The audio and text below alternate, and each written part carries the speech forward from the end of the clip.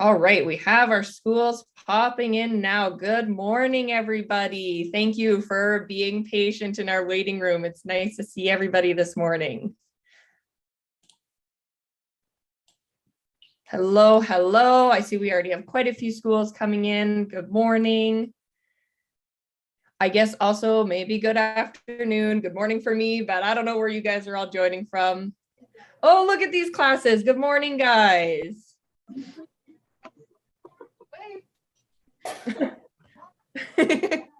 Hi, good morning.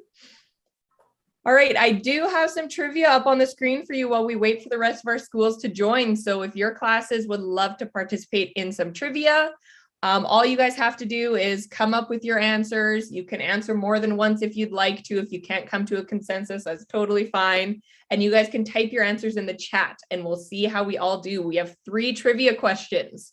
So we'll see which of us are ocean experts before we get going on our World Oceans Day. So my first trivia question is, what do we think is the deepest point in our oceans? We know our oceans are really deep. What is the deepest point in all of the oceans? Is it the middle of the Pacific Ocean? Is it the Tonga Trench, the Gulf of Mexico, or the Marianas Trench? So what do we think? And while we're answering these trivias, I would also love it if our schools would be able to let us know where they're joining from. So if you see the little more option next to your name, you can actually rename yourself. So instead of seeing our teachers' names, it'd be nice to see your school names and maybe your location. I'm actually going to go ahead and do mine so that you can see exactly what I mean. So I'm going to say that I am joining from Edmonton, Alberta. So if you guys have a minute, it would be awesome. It would be awesome for you. Let me know where you guys are. Okay, I will just give you a few more seconds for this first one. I see we have a couple guesses of D, the Marianas Trench. Do any more of my classes have any guesses of what the deepest part of the ocean is? Or if you're joining us from YouTube, you guys can go ahead and type your answers in the chat. We can see our YouTube chat as well, so feel free to participate on YouTube.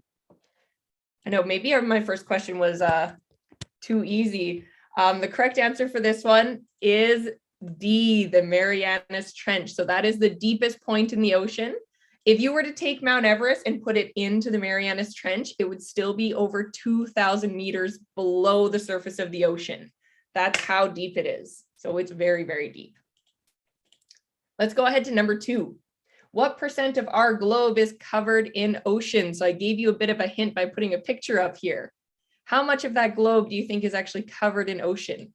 Is it 70%, 75%, 80%, or 90%? What do we think? How much of that globe do we think is covered in ocean?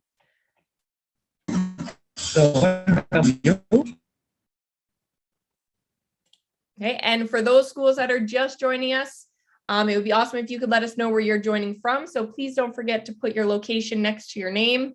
If you need help, you can also type it in the chat and either I or Sarah can go ahead and update your name for you.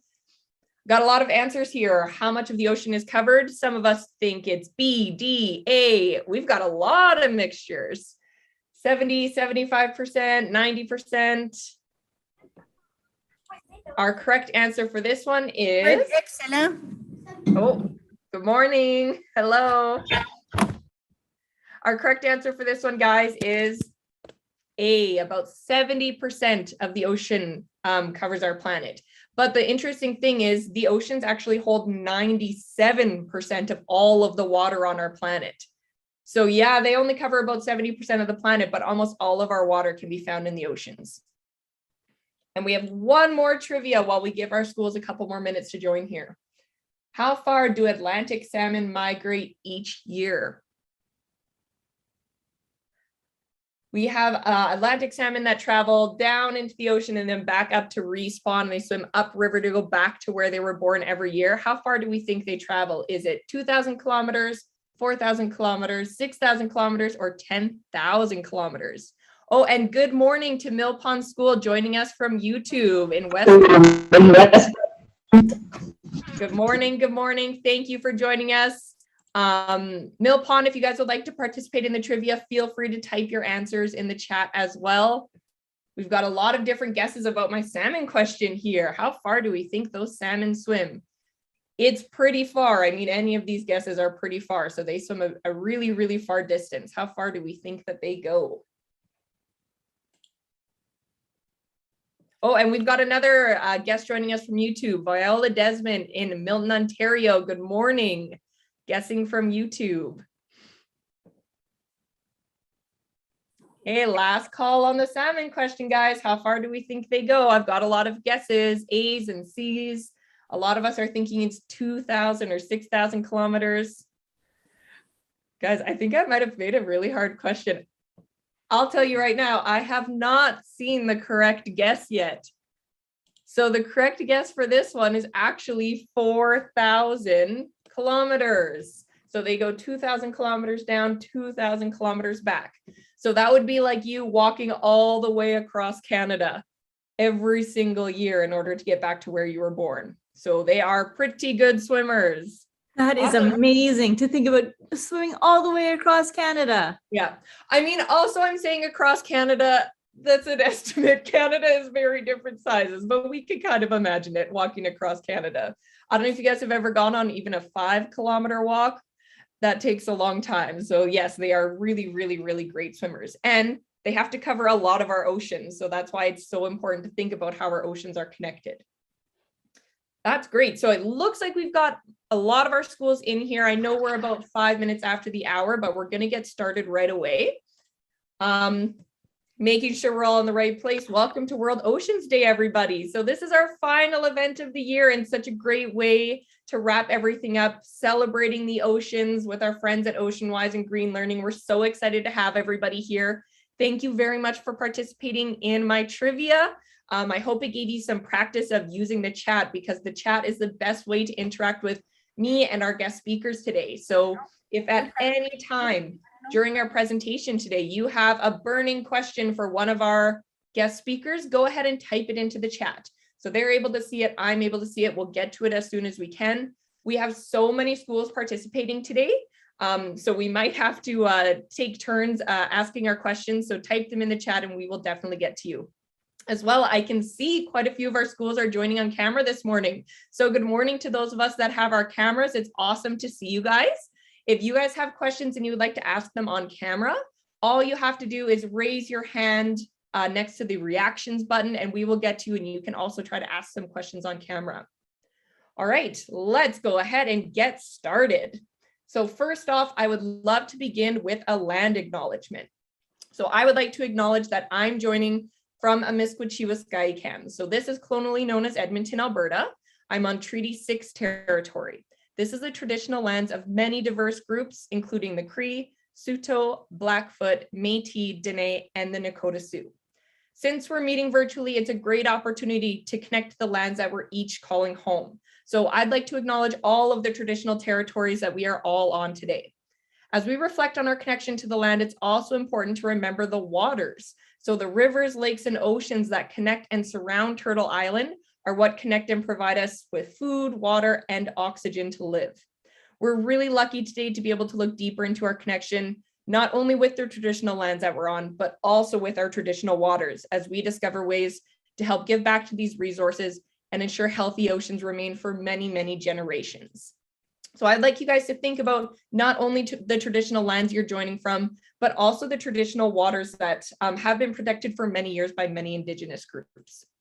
And when I talk about traditional lands and waters, we are covering a very, very vast area, because if you take a look at how many schools are joining us today, it is a very large group that we have this morning. Right here. So thank you for joining us all, and good morning to everybody. Unfortunately, I don't have time to individually say hello to all of you, but I hope that I didn't miss anybody on our list. So take a look at our list here, see if you can see your school on there. We have schools from all across Canada and the world. So good morning and thank you everybody for joining us. I think this should be a really, really great event, and I'm looking forward to getting to know each of you guys a little bit better.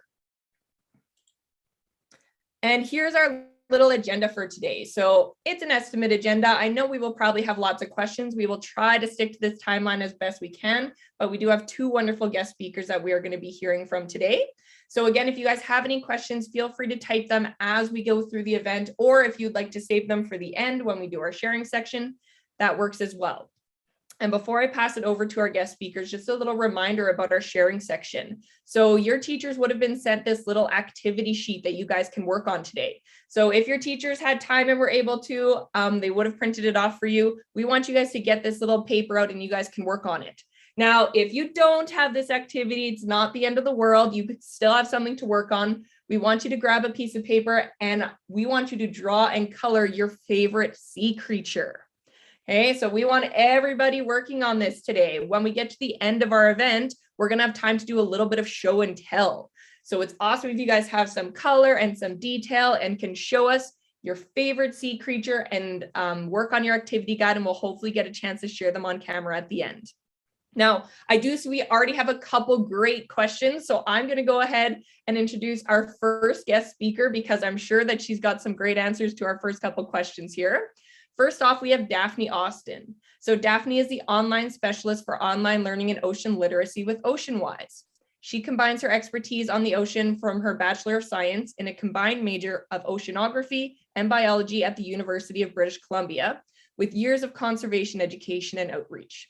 An expert in connecting students to the ocean, she has advanced environmental awareness for thousands of students across North America and beyond. So welcome, Daphne. Thank you very much for joining us. Thank you so much for having me today. I'm really excited to be joining everyone, and especially to see how everyone's joining from all over, not just Canada, but the world today. That's really amazing and a really special thing to have.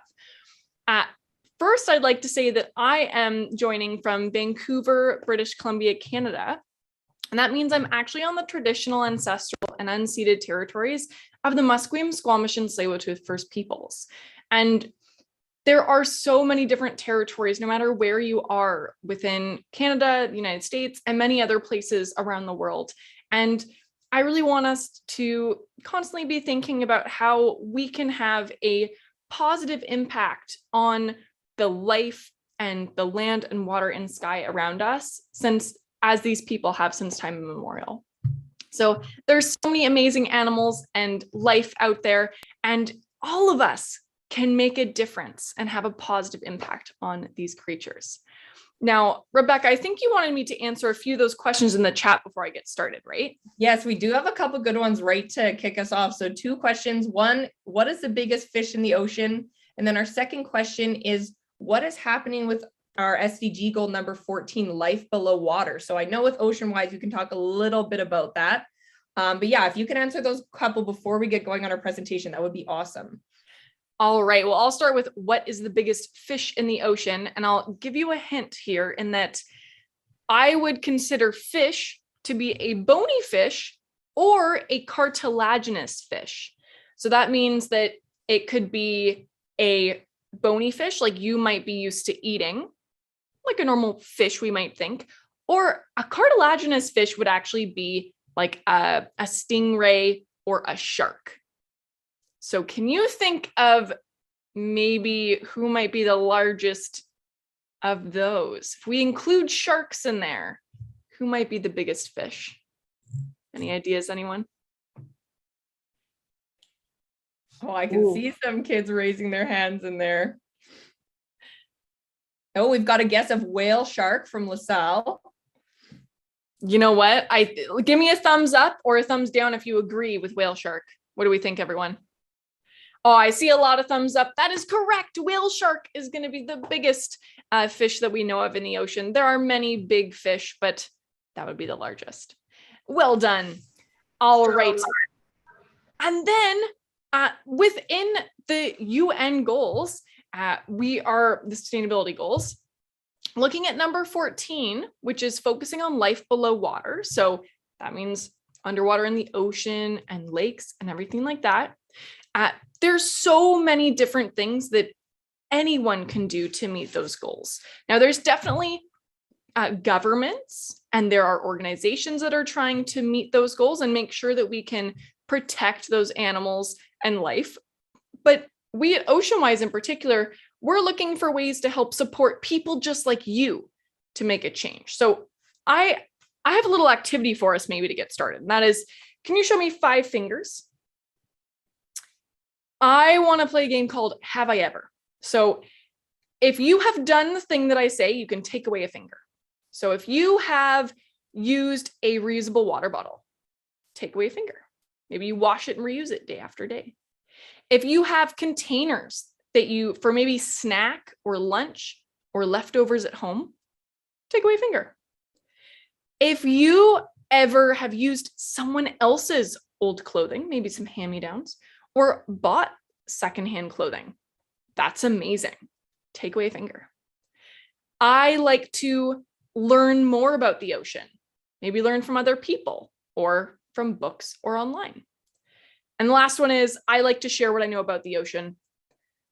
My friends, those are just 5 simple ways that you already could be making a difference for that UN sustainability goal. But you know what? There's so many larger things that we can talk about today as well. So it looks like we had one more last question here. What is the biggest ocean predator? Now, a predator is really anything that's going to hunt and eat other animals, really. So can you think of what the largest might be? And I'm going to say, I think that this is just the largest animal on the planet. Any guesses? And I think this one might even be in our little activity that we're working on.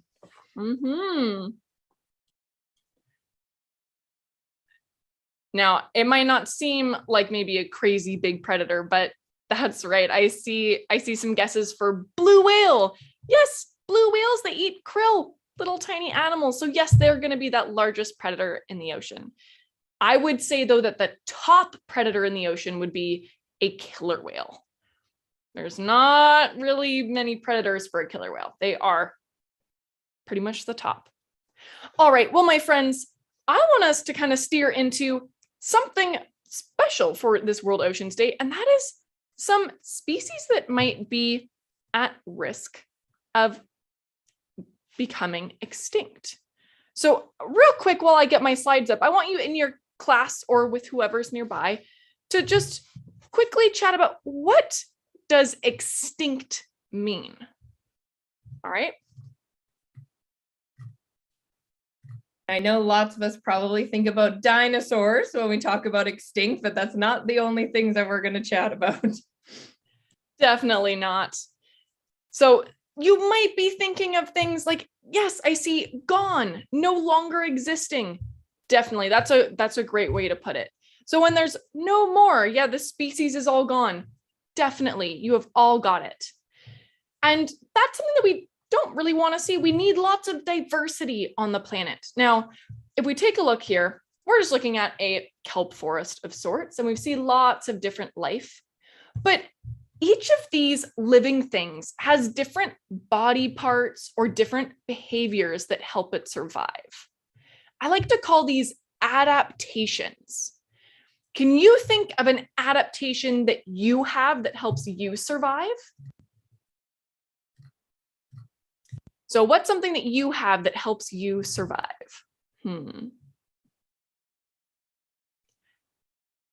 I would say one of my favorites that we have is, we see legs, definitely.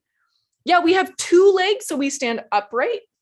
One of my favorites is these ones, those thumbs. Not everyone has those. Yeah, I see thumbs as well. Yeah, there's so many things that we have. Even our big, large, smart brains are a great adaptation that we have. So there's lots of things that can help us survive, but there's lots of different things that animals can have to help them survive as well. And the big challenge is that those are going to help them survive in what they're used to surviving in. Now, sometimes humans are going to cause bigger problems for some of these animals, and that can mean they aren't adapted to that scenario. So I know my video is a bit shaky. I'm sorry, I left it too high quality, so it's going to be a bit shaky, but you can see an octopus here, and it is actually trying to hide inside some plastic garbage. Oh, that is something that is smart of the octopus to use, but also, what if it accidentally gets hurt by some of that plastic, right? There's a lot of challenges that humans cause on the planet. Can you think real quick? Can you brainstorm one thing that humans do that's a problem for animals in the ocean? It's a challenge we pose for animals. And I'd say there's quite a lot of them. So hopefully you can think of a few. Litter, that's a big one. Yeah, that's kind of an easy one to say now. Nuclear power can be. Overfishing, pollution, definitely. Factories, yeah, which comes with pollution and maybe just producing a lot of items. Oil. Yeah, plastic. There's so much, isn't there? Yeah. So there's so many different ones. You all have great ideas. And you know what? We're going to take a look at a few of them throughout the program, but I want us to focus on 4 animals in particular that are at risk of going extinct. That means they're not extinct yet, but they are on their way to if we can't make some changes. The first animal I want to focus on today is this beautiful green sea turtle. And they have so many adaptations that help them survive. But I have a question for you. So it might be a bit tricky. Let's see what you can get. We're going to have a bunch of trivia for these animals. First one is, what do turtles use for protection? Do you think it is ink, teeth, flippers, or scoots? This one can be hard. I made it a little bit trickier. If I'm being honest, I don't know the answer to this question. Good thing Some I'm may be here. harder than others. But you know what? Everyone's getting it. I think that with figuring out what it wouldn't be, you can figure it out. So I'm getting a lot of answers for D. That is correct. It is going to be D, those scoots. And really, scoots are those pieces, those kind of shapes on the shell of those turtles. So really, we're trying to get to the shell without making it super obvious. So nicely done, everyone. That shell is a great way to protect itself, but that's protecting from predators. It's not going to protect from everything in the ocean. So, which is thought to be the largest threat to green sea turtles?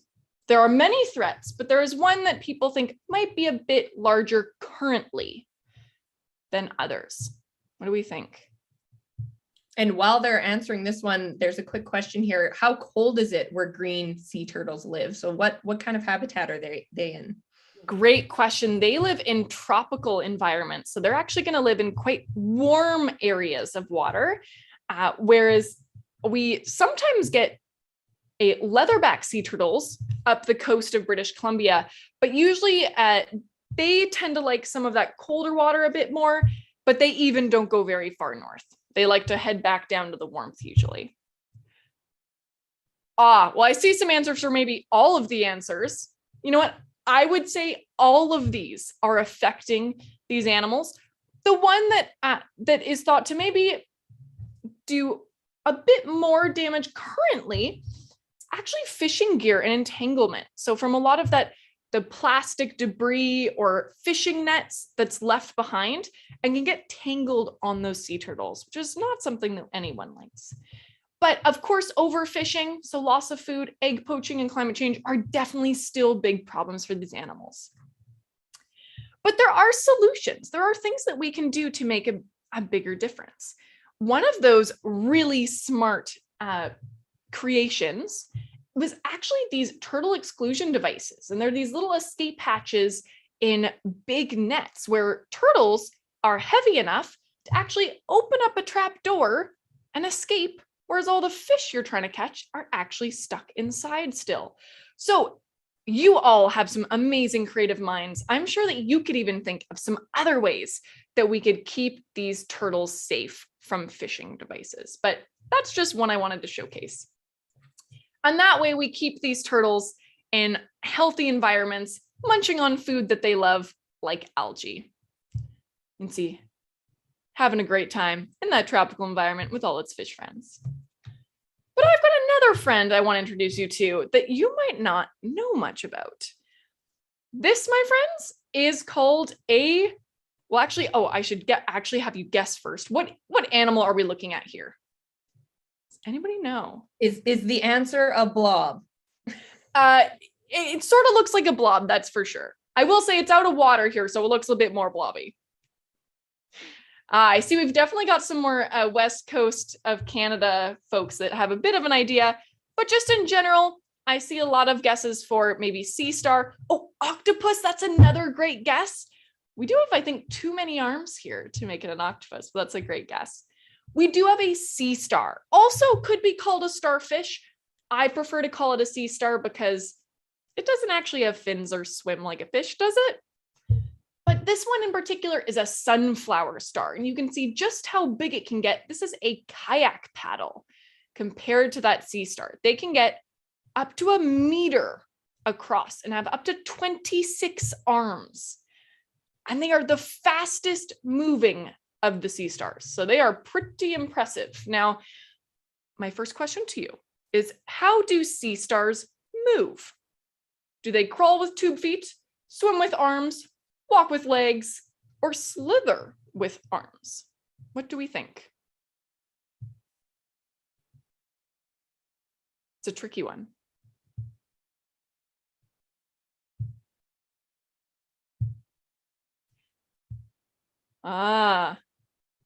We're getting a mix of answers here. I'm seeing a lot of D's, slither with arms, and you might think slither like a snake. Oh, maybe some C, walk with legs. In this case, I'm gonna say not quite legs. It's gonna be more of a crawl with tube feet. And you can actually see on this picture all these little kind of suction cups attached to tentacles.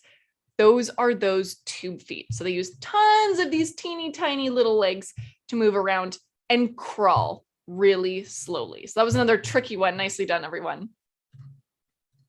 All right. Now, this is getting into the sunflower sea stars story here. So around 2013, we saw a virus that was starting to affect a lot of sea stars in general, but especially sunflower stars along the coast of British Columbia down to California. And it was happening all over. Now, since 2013, when this became a big problem, what percentage of the sunflower star population has been lost? How many do you think we lost? 76%, 82%, 87%, or 90%? Now I'm just trying to tell where the old guesses ended and the new ones started. That is true. I'm getting a lot for B and C. The answer might surprise you. The answer is actually D, 90%. And in some areas, they lost 99 to 100% of sunflower stars.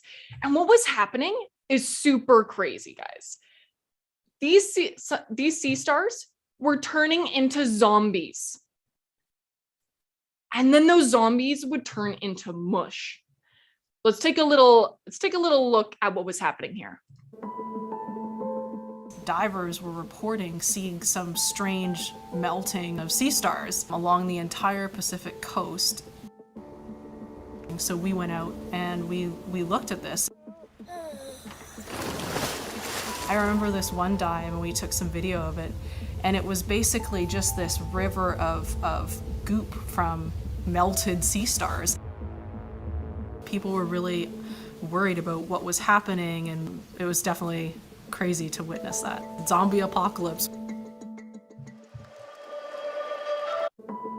So I think that's pretty crazy. And you know what? The craziest part is this virus was in these sea stars before this happened.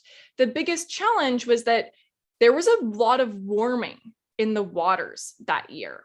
And scientists think that maybe because it was extra warm and the waters have continued to stay a bit warmer, that maybe that has made that virus reproduce a lot faster, or because we had so many of these sunflower stars, it just was easy to transfer the virus really, really quickly. We used to see sunflower stars almost in like heaps in certain areas of the ocean.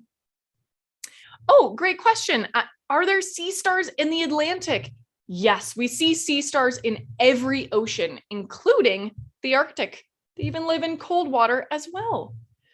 Okay, now my last question for these animals is sea star wasting syndrome, which is what we called this virus that was attacking them, is the biggest marine wildlife disease outbreak on record. What do you think? Is that true or false? Feel free to give a thumbs up for true, thumbs down for false. And I would like to give a quick thanks too to our friends on YouTube. So we're getting so many guesses in from YouTube as well. So thank you to those guys for participating, which is awesome to see. Oh, I love it. I will answer a question real quick, which is the same virus in the Atlantic? No, it's just really been the North Pacific coast. So really from kind of California up towards Alaska. We've got a lot for true. And the answer is true. It is thought to be that biggest wildlife disease outbreak on record, which is crazy. Now, the good thing is we are starting to see some of them come back. We are seeing some of the virus still, but we are seeing a lot of smaller sea stars hopefully surviving to those larger sizes. They are a slow growing species, but hopefully that's not much of a problem. And there's so many things we can do to help, such as reducing our carbon footprint to reduce that heat in the ocean and so much more. All right, but I have another friend that lives farther down south. Now, you might think, Daphne, why are these penguins on a beach? It looks a little bit warm. Don't penguins only live in cold areas? And the answer is no. There actually are penguins that live in warm areas as well. And we're going to look at the Cape or African or South African penguin. They've got many names. And they're one of my favorite penguins. They're very cool, but they also have seen a big drop in their numbers. And my favorite part of these creatures is that cute little pink patch on their face. So that pink patch on a Cape penguin's face is for what? Identification, thermoregulation, so managing heat in your body, attracting prey, or attracting a mate. What do we think? These penguins are very good at applying eyeshadow. They are, aren't they? Oh, you've got a lot of guesses for D, maybe some for B. You know what? In this case, I don't think I've seen it yet. Oh no, I have. I'm lying. The answer is actually, it could be a cool way to attract a mate, but it really is for thermoregulation, which means when it's really, really hot out, because South Africa can get really hot, it'll actually be a thin area of skin that they can have a lot of blood flow over. And when they have a lot of blood flowing over there, it'll look darker, more of a red or a dark pink. And they can actually release a lot of heat from their body that way. So if you think of us, if you think of like the back of your neck, if you want to cool yourself off really quickly, you could put something cool along the back of your neck where you have a lot of blood flowing. Same for them. That's kind of like their pink spot on their face. It's going to help them cool down on those really hot days, which I think is really fun. Okay. The largest threat to Cape penguins is, what do you think, my friends? Overfishing, egg poaching, fishing gear and entanglement, or climate change? What do we think? It's another tricky one. Ooh, getting maybe some B's, some D's. I will say many of, all of these could apply. Oh, I do see it. The answer is overfishing or loss of food. So a lot of these animals do have the threat of just not having enough food source available, having to maybe swim farther out to get that food. And that can be a big challenge for them, for these amazing penguins. And there are a lot of easy ways for us to make smarter choices to help these animals have food. So some of us might have the privilege to choose to not eat seafood. I know that many of us in Canada might have that privilege. And there's other ways to maybe even choose more sustainable seafood, like looking for the Ocean Wise sustainable seafood logo. So in your grocery store or on a restaurant menu. And there are other logos in other countries as well. So I encourage you to look for those. But I've got one more animal for us to take a look at, and that is a beluga. Up towards the Arctic we've traveled. So what do belugas use to help them navigate? A map, the stars, echolocation, or ice? What do we think, everyone? Hopefully you can get this one. I think we've got some animal experts here. I must say, I love the idea of a beluga taking out his little map and then his beluga friend arguing with him about the directions that they're taking. Well, we do know belugas are very noisy. They love to chat, so I'm sure they would bicker about that. But I see everyone's got it. That is echolocation, that using sound to help them see where they are going. But I have a follow-up question, which is, what is a beluga whale's large forehead called? Is it the melon, the drum, the hump, or the brain?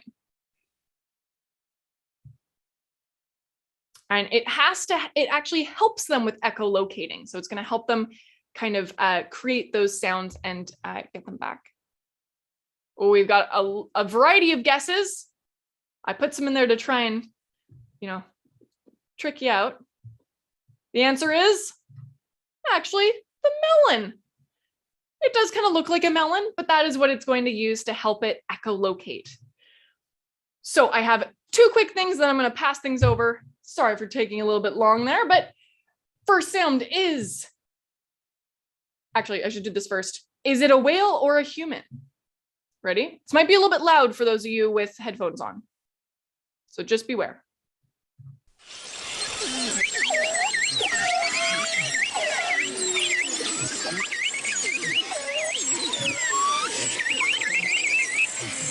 What do we think, friends? Is that a whale or a human?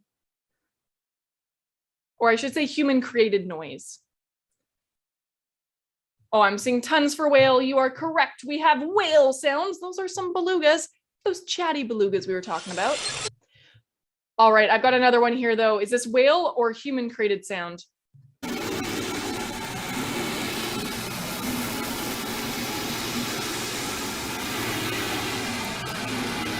I'm seeing a lot of guesses for human, and you are correct.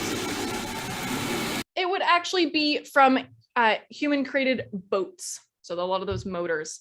And I have just a quick few seconds here, just chatting about how this can impact these whales. The St. Lawrence estuary belugas are endangered. There's just over 800 individuals left in the population. There's a documented increased calf mortality since 2010. Calves depend on their mothers for so long and so strongly. Their ability to stay in contact is key, and they rely profoundly on their sense of sound. Sound is everything to them. Sound is to them what vision is to us. And they are being bombarded by very high levels of underwater noise. It's a little bit like being in fog. This is deafening. So there's so many challenges to all of these animals that their adaptations can't maybe help them with. A lot of those human-created challenges. So I'm going to be tossing things over, but I just like to say thanks for joining me on our trivia adventure. I hope that you've kind of collected some of that information about some of these, a few animals at risk, but Sydney is going to take it over from here. Awesome. Wonderful. Thank you so much for all of the information. I hope that we were able to get some of that down on our activity pages. I'm excited to see them. We'll have a little bit of time at the end here. Next, I would like to welcome our second guest. So Sydney Howlett is going to be our second guest presenter. Sydney is on a mission to empower youth to take climate action through education. Trained as a teacher, she has a diverse professional background, leading outreach to post-secondary students, teaching elementary French immersion, and establishing environmental art programs in the nonprofit sector. As the engagement manager at GreenLearning, Sydney leads the growth and impact of programs and supports educators in implementing environmental education into their classrooms. So welcome, Sydney. Thank you very much for joining us. Awesome. Thanks so much for having me. I'm really excited to be here. Hello, bonjour, and happy World Oceans Day, everyone. Thanks so much, Daphne. That was really interesting. And I actually learned so many new facts about a number of different animals that I really had no idea about. So that was really awesome. As mentioned, I'm from an organization called GreenLearning. We are a national charity that creates free resources and digital tools to help students like you better understand themes like energy, climate change, and the green economy. I'm tuning in today from the land covered by the Haldeman Treaty. I'm super grateful for the stewards of this land who've been taking care of this land and the waters for generations, including the neutral Anishinaabe and Haudenosaunee people. So while Daphne was talking about all of those awesome marine animals, I was thinking, and I have a question for all of you. If you could have a job protecting any one marine wildlife, what would it be? So pick your favorite one. Which one would you pick to protect? It could be something that Daphne mentioned or a completely different marine animal that you know about. Feel free to share your answers in the chat. I think I would have to choose the turtle. I love their beautiful, I think you called them scoots, the design on the back of their shell. I think that's so beautiful. And I love that they can live for such a long time. That would mean that I get to study them for a really, really long time. And I see lots of other people would love to learn more about turtles as well and help protect turtles, maybe even some sharks. And that's awesome. And while you're thinking about the animals that you might want to have a job protecting, some jobs might even come to mind as to how you could go about helping protect those animals.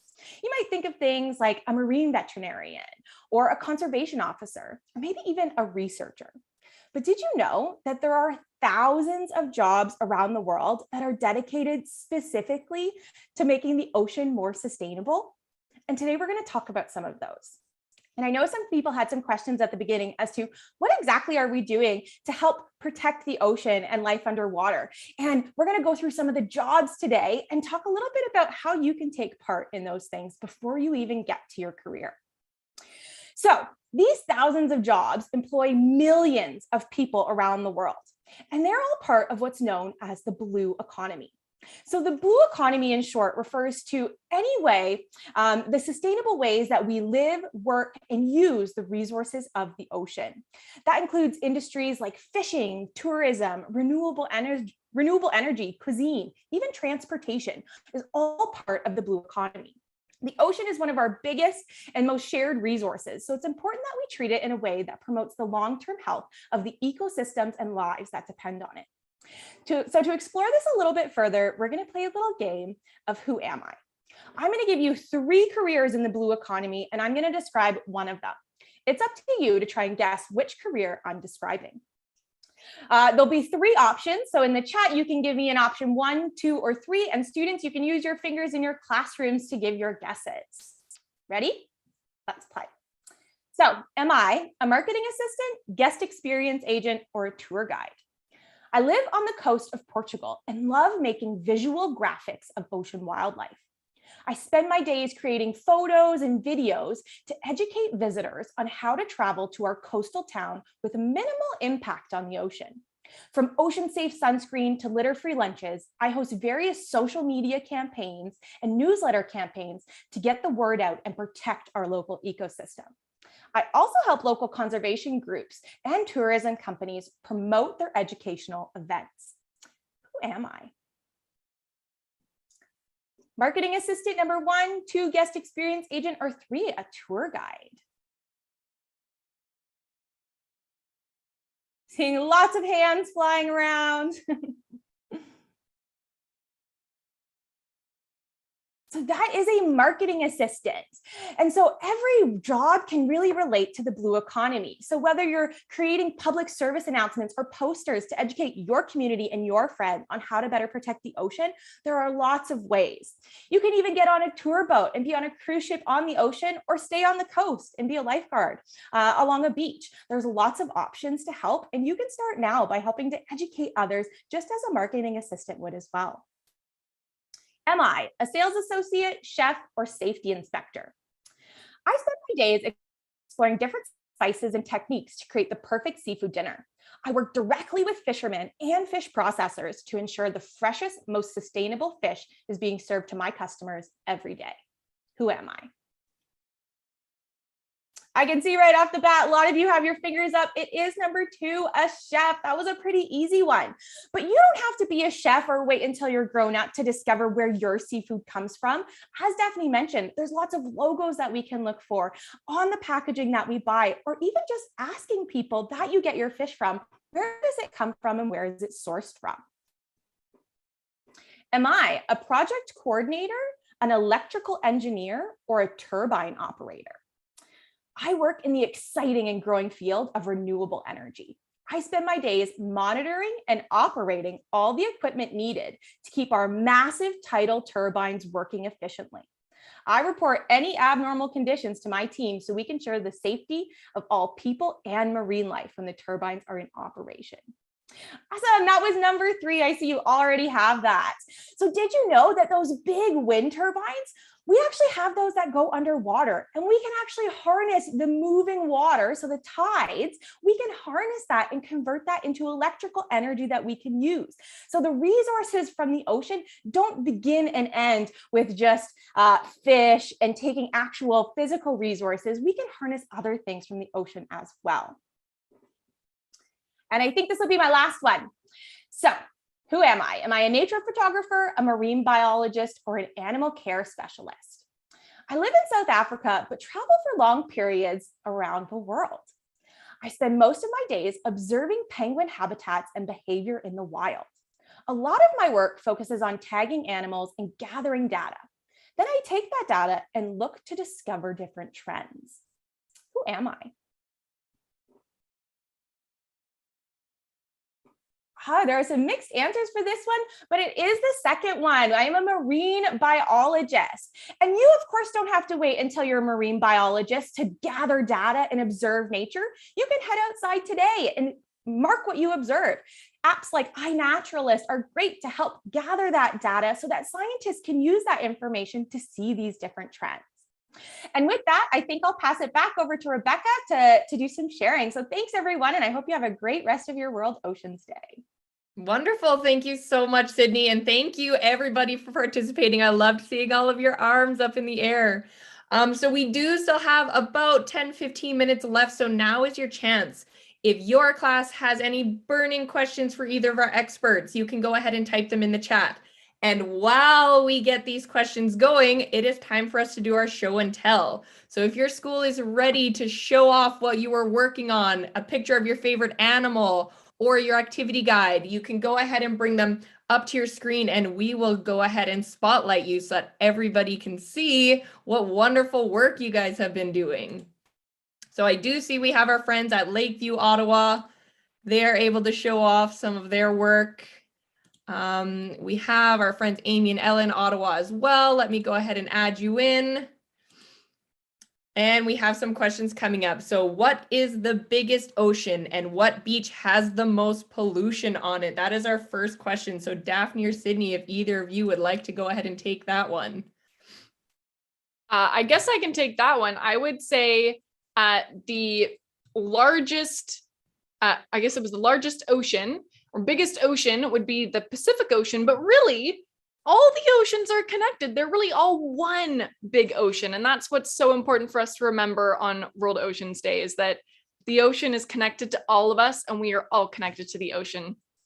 I would say the most polluted beach in the world, be hard to tell, but there are so many beaches and rivers all over the world that are very polluted. And your pollution can travel around the ocean to other places. So if we can make sure that our pollution is not entering the ocean or entering any waterways, so it's staying off the ground, that makes a big difference to not only our own community, but communities across the planet as well.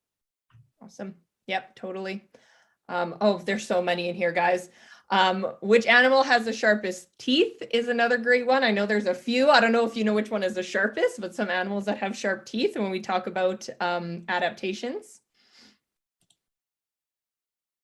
I don't know about the sharpest teeth, but I do have, I mean, I know that you aren't going to be able to see this necessarily because we're spotlighting a whole bunch, but I do have actually some shark teeth here with me that are pretty sharp. I'd say those are pretty crazy. I've got a lemon shark here, but it'd be hard to know. There are a lot. I'd say a lot of sharks would have pretty sharp teeth though. Yep, totally. Okay, I really got to go back through here. What animal is the least concerned? So is there any animals that we think are actually handling all of these climate change and pollution well and are a very least concern for us? I'll go first and then Sydney, if you want to add, go for it. I would say one of the ones in particular might be jellyfish. So certain species of jellyfish do really, really well when other animals aren't. So if other fish and animals are struggling with not a lot of nutrients around or not a lot of food sources, those jellyfish are really great at surviving on low amounts of food or even just in those times when others can't. So sometimes we're even seeing big blooms of jellyfish where there's tons and tons of them, and they can become a big problem for us humans as well, clogging pipes or crowding beaches and things like that. So definitely one of those animals. I'd also like to say before we get to our next question, you guys did amazing on our little activity here. They are so colorful and beautiful. I can't get enough spotlights up here to see all of them. They're absolutely wonderful. So thank you very much for sharing. You guys are doing great. So much creativity. I love it. Yeah, totally. The next one. This one could be for both of you. So how long have you guys been working in this field? Sure, I can go first. So I was a teacher before this, but I've been working in climate change education for about 2 years now. And then prior to that, I spent about 4 to 5 years as a classroom teacher. Awesome. And I've been in this field for almost 6 years now, working. And then I actually started out volunteering in this field for about 2 years before that, which I think is a great way to see if you really enjoy working in a particular area before you really dive in. Yeah, for sure. I know Sydney talked about a lot of different jobs you could possibly have with the ocean, but if you're not sure what you want to do, a great way to start is to start volunteering. And even if you don't live on the coast, does not mean you can't work with water, because all of our lakes and oceans and rivers are connected. So volunteer to help out with anything to do with water if you think you might be interested. This one is a really big question. I don't even know if there's an answer to it, but how many species live in the ocean? Can we agree that that is just more than we could even count? Yeah, okay, yeah, that's kind of what I thought. There's so many. And even we got to think there's species we can't even see that are so small. So I wish I had an answer for you guys in Rutland Elementary, but unfortunately I don't. And I would also add that we're discovering new species all the time too. So we don't really know. Right, totally, yeah. And of course, yes, we're getting better at researching the ocean, so we're going to find more and more. This next one I think would be for you, Daphne. Do you know what sea stars eat?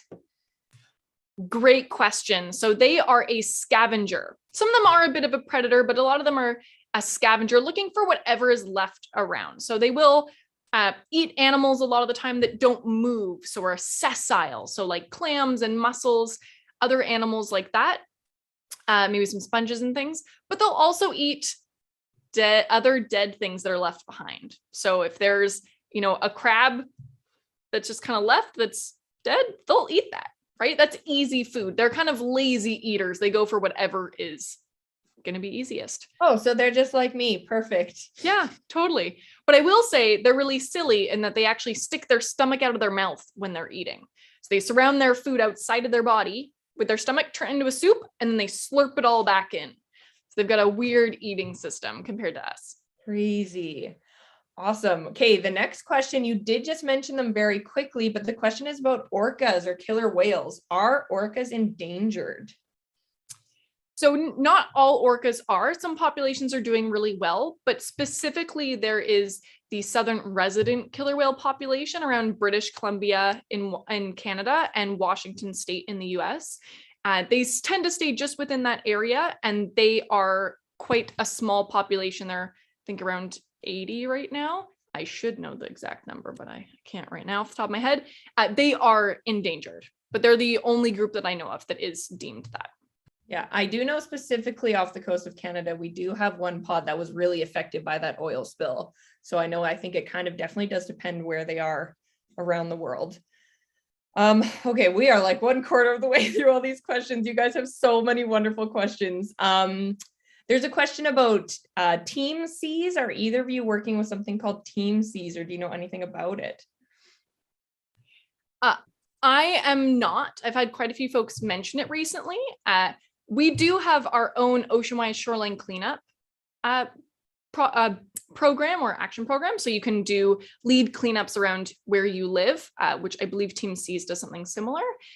But you know what? You can lead a cleanup in your area or participate in one, and the data that you collect on what you picked up can be used on even bigger projects, even reducing or creating laws to reduce plastic waste or just single-use plastics. The federal government of Canada is actually banning 6 single-use plastics based on data from shoreline cleanups across Canada. So it's pretty cool.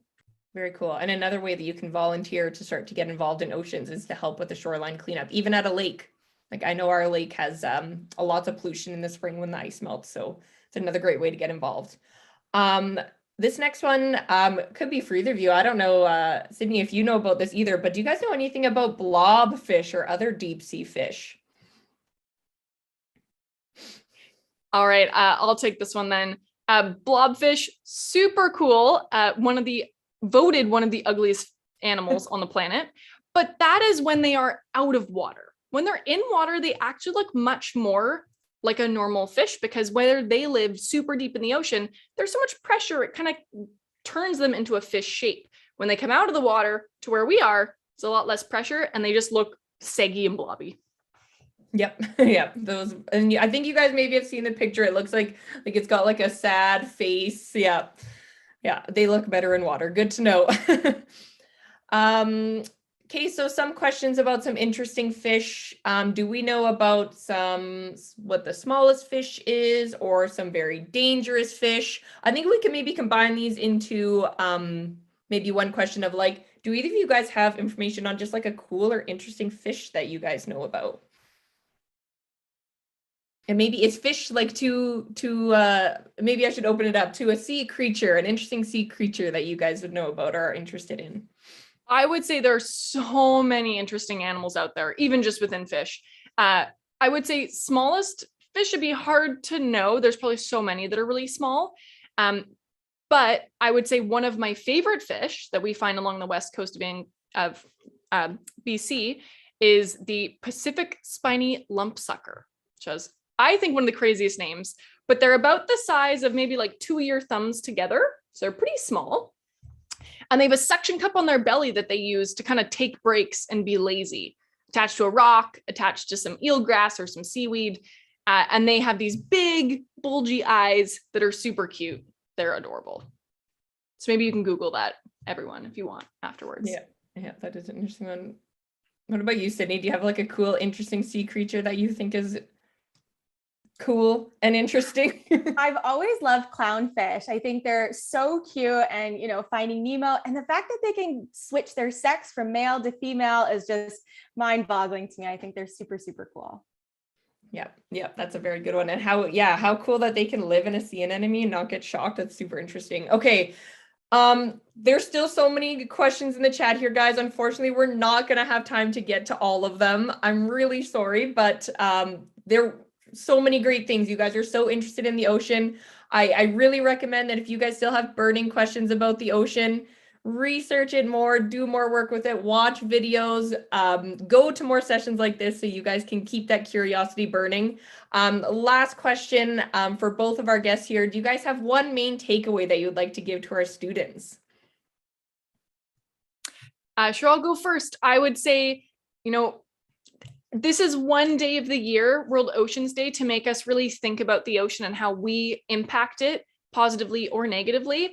But every day should be about that, right? The ocean is so important for not just the ocean itself, but for us and our atmosphere and everything. So think of a way that you can impact the ocean, and maybe one easy way to do that is to share with other people what you know and what we can do to make a difference. So try and share something that you learned today with others. Yeah, and mine would be keep falling in love with the ocean and continue asking questions about it. The more we know about it and the more we love our ocean, the more we're going to be dedicated and really empowered to take the actions that Daphne talked about. So keep learning and loving the ocean. It's a beautiful, majestic, wonderful place to learn. Awesome. Great words of wisdom from both of you. Just a couple last things here while we wrap up. I would like to say thank you again to both of our guests for joining us. You guys were wonderful. So much information packed into an hour. You guys did awesome. And thank you so much to all of our classes on Zoom and on YouTube. Guys, it was wonderful to see all of your artwork. You guys did so well.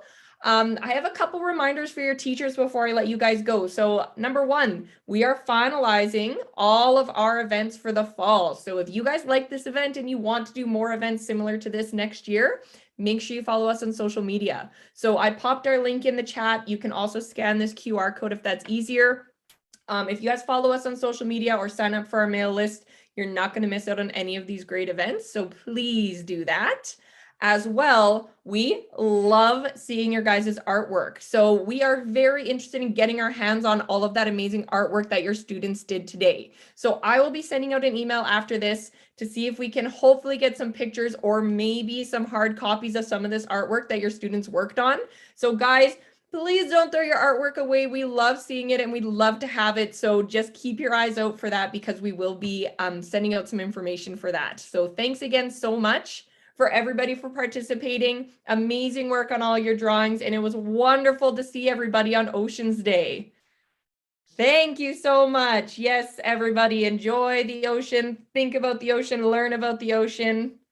Have a wonderful day, everyone. Thank you so much for coming. Oh my gosh, look at that shark. That is the most beautiful shark I've ever seen.